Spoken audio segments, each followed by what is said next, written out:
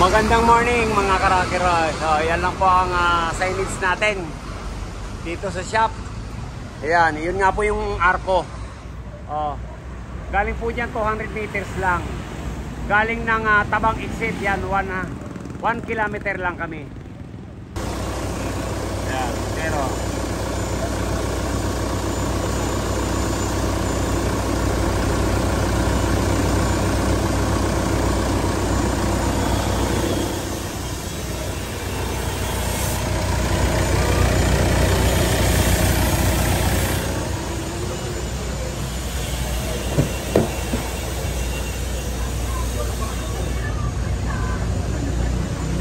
ayan, mahina na ang lamig.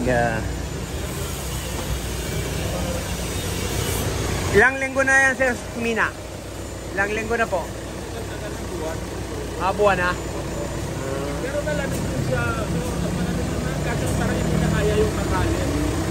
Pag nanali yung hindi kaya. At saka yung sa likod, parang sa harapan. Ayan, kulang na nga po. Kulang na. Kulang talaga.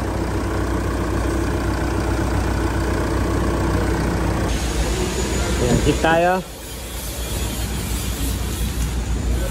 Check natin kung ilan pa. Yung panlamig niya.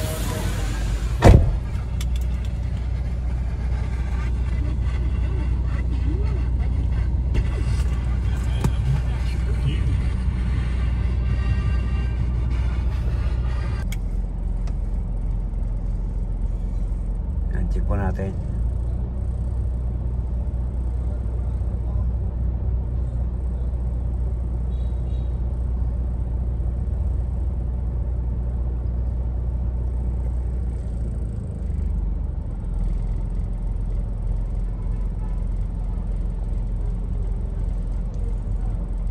Maybe.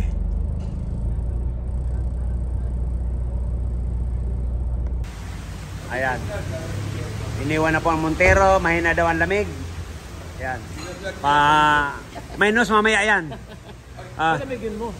Thank you sir. Mamaya. Apo. Apo. Sige sir. Thank you po. Salamat. Ayan. Iniwan na po yung Montero. Ayan, ayusin na natin to. Cleaning, flushing lang ang gagawin natin. Okay. Ayan, tirahin nyo na yan, anak. Baka tirahin pa ng iba. Nagpalagay-palog ka lang kami ng tawing dyan. Para saan ka din pag umuulan. Sira-sira na kasi yung dati. Okay. Ayan po 200 megit. Leg test natin.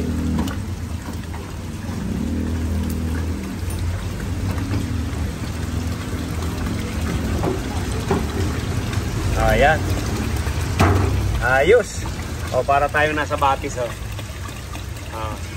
Sayang po kasi yung ulan kailangan nakatutok dito sa drum natin.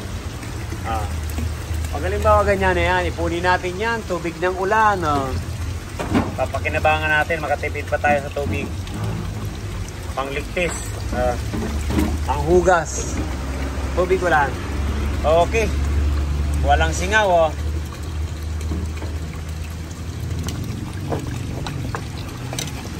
Yan na.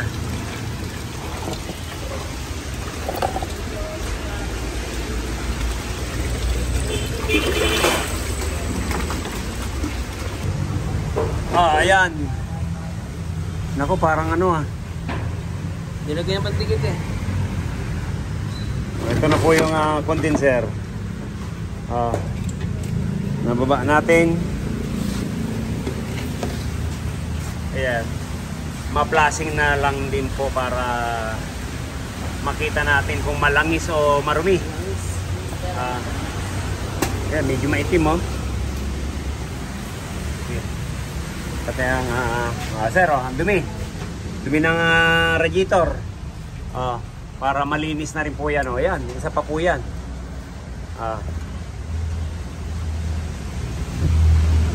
Yan, laking bagay yan pag nalinis.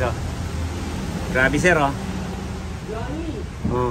Kaya pag hindi po talaga tinanggal yung condenser, yan, hindi natin makikita to. Oh. Parang tuwalyang dumikit.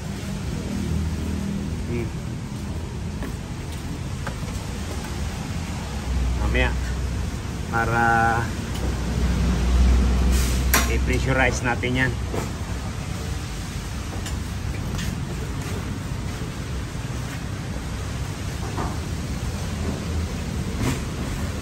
Ayan, ito na rin yung evaporator.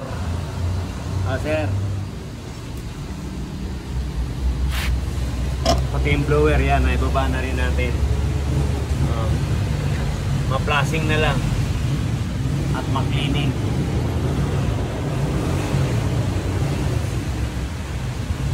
Pati sa likod, bababa na rin po natin.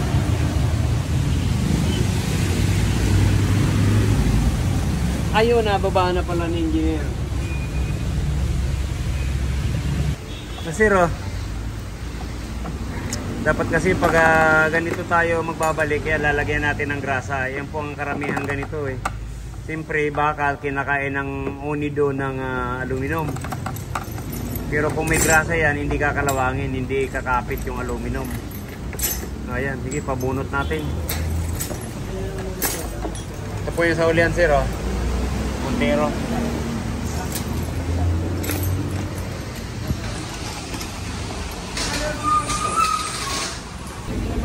Oh, sir, sabi niyo po binaba sa likod. Oh, bakit ganito po ang dumi? Sabi kasi nung may-ari, binaba sa likod. Kaya lang, oh, dapat mas marubi po yung sa harapan kaysa sa huli. Oh. Ayan, napakarumi. Oh, ayan, sir, oh. Ayan yung dumi doon sa likod ng Montero. Oh. Okay, linisan na lang natin. Tayo kasi si totoo lang. Tanggalin yan para ano.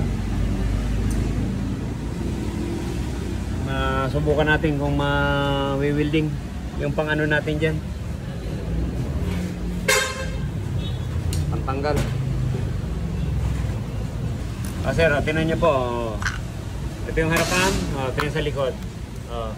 Mas malamang po yung ano dito.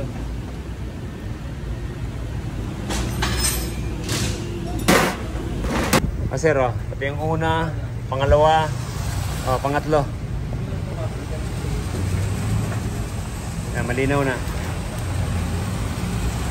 Sige, na lang. Yan, sa Montero po pala ito, Montero.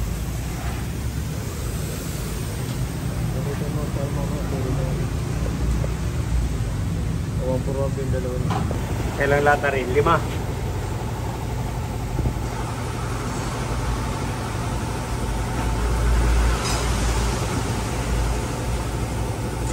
Sir, ito po nalinis na.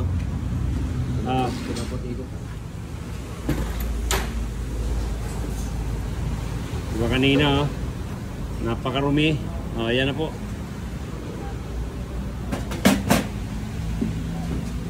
Kaya lang itong problema natin. Putol.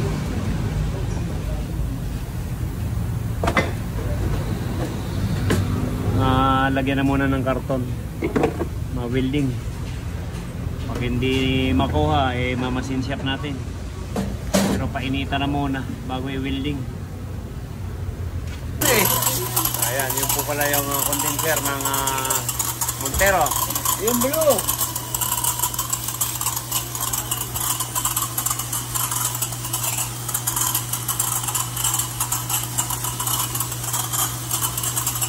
Pagkatapos mag-flushing, yan, linis naman.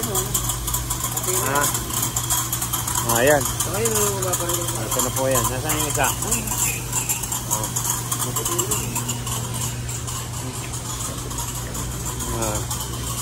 Ayan na, sir, oh.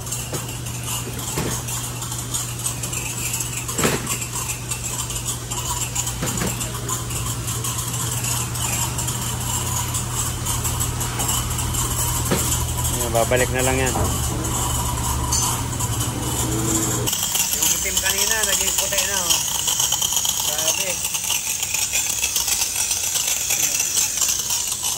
po yung umaagos sa tubig. Oo.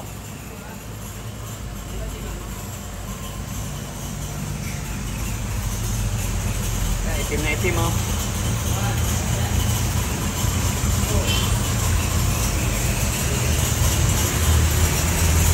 Grabe ang dumi ng radiator. Siguro ngayon lang po natanggal yung condenser. Kaya laki ilalamig niya, no?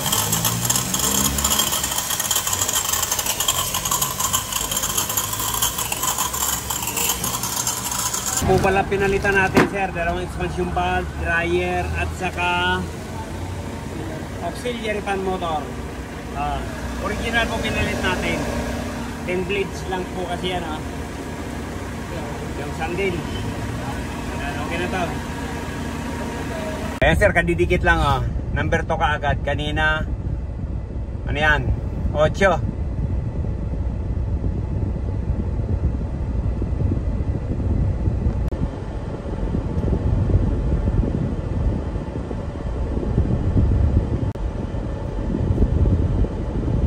Ayan, sir, kanina 8, ngayon -7. Okay. Ayos ng butbuto. Sir,